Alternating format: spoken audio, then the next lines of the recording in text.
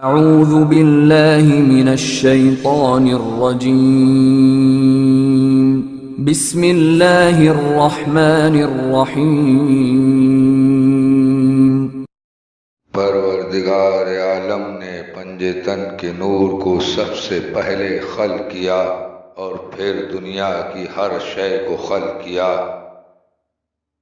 جنات کو خلق کیا، ملائکہ کو خلق کیا، انسان کو خلق کیا، اور پنج تن کے نور میں ایک ایسے نور کو خلق کیا جناب سیدہ علیہ السلام کا نور، جو پیغمبر اسلام کی بیٹی جناب فاطمہ علیہ السلام کا نور، اور پیغمبر اسلام نے اس نور کی عظمت کو اس دنیا کے سامنے رکھا اور اس دنیا کو پیغام دیا مسلمانوں کو، انسانوں کو، کہ فاطمہ زہرا میری شہزادی کی عظمت اگر تمہیں پہچاننی ہے تو اس بات سے پہچان لو کہ جب میری بیٹی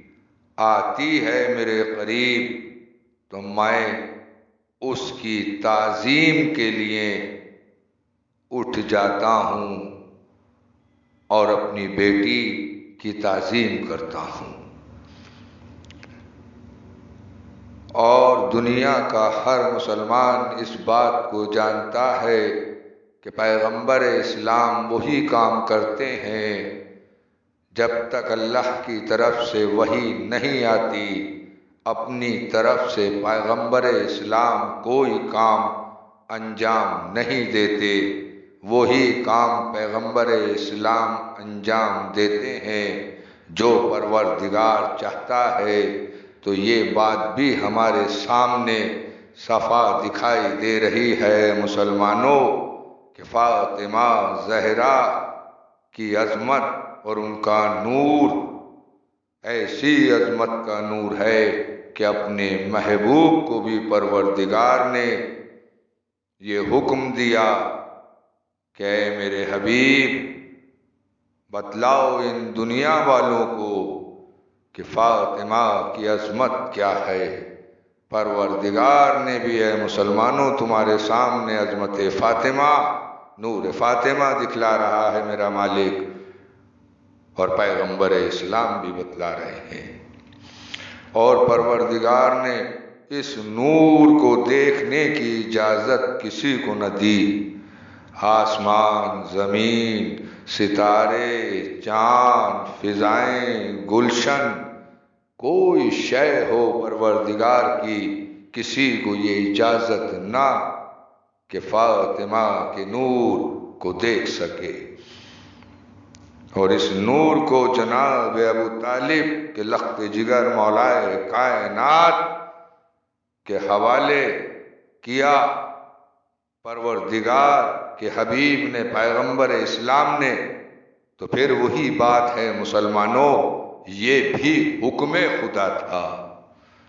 کیوں کہ پیغمبر اسلام جب تک وحی نہ آ جائے، حکم نہ آ جائے پروردگار کا، کوئی بھی کام انجام نہیں دیتے۔ جناب ابو طالب علیہ السلام کے لخت جگر مولائے کائنات امیر المومنین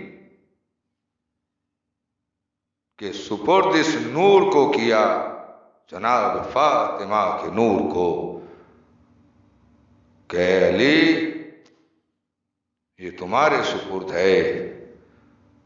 اور پیغمبر اسلام نے مولائے کائنات کے ساتھ اپنی بیٹی کو رخصت کیا اور مولا کے ساتھ نکاح ہوا۔ اور پروردگار نے پھر دکھلایا مسلمانوں کو، انسانوں کو ملک الموت کے ذریعے کہ دیکھو جہاں فاطمہ ہوں، جس گھر میں فاطمہ ہوں،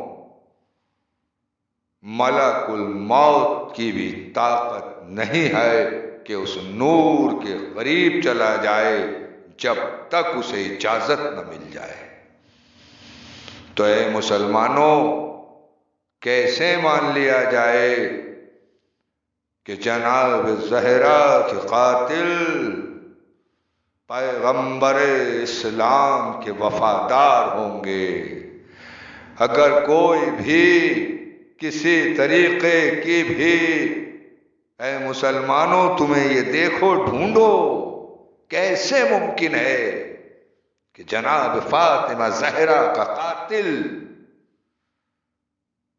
محبوب الہی کا وفادار کیسے ہو سکتا ہے؟ اور جو محبوب الہی کا وفادار ہوگا، اتنی عظمتیں دکھانے کے بعد وہ فاطمہ زہرا کے گھر پر ظلم کیسے کر سکتا ہے؟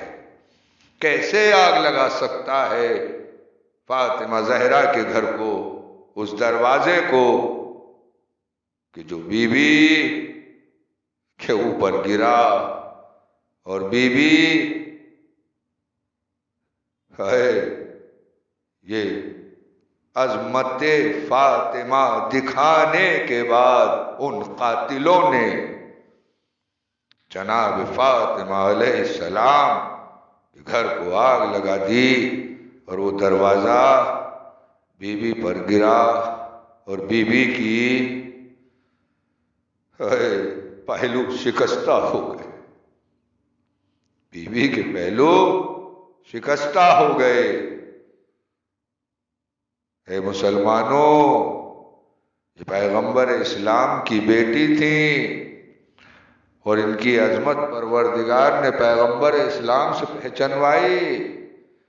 اس لیے مسلمانوں، جناب فاطمہ کے قاتل کو بے نقاب کرو، اور ایسا نہیں ہو سکتا کہ جناب زہرا کا قاتل محبوب خدا کا وفادار ہو یا اسلام کا یا دین پہ چلنے والا ہو، وہ صرف شیطان ہی ہو سکتا ہے۔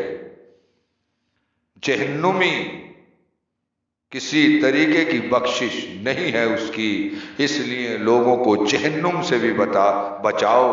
جو دنیا کے لوگ غلط فہمی میں جی رہے ہیں اور اللہ کی عبادت اور سجدے کر رہے ہیں، روزے رکھ رہے ہیں، زکوٰۃ نکال رہے ہیں، لوگوں کی مدد کر رہے ہیں، انہیں بچاؤ جہنم سے، اور بتاؤ کہ جناب فاطمہ علیہ السلام کے قاتل یہ تھے۔ وہ حکومت بتاؤ، وہ تاریخ بتاؤ، وہ سن بتاؤ، یہ سب مسلمانوں کی ذمہ داری ہے، اور جس نے نہ بتلایا صرف جہنم ہے، بخشش ہو ہی نہیں سکتی۔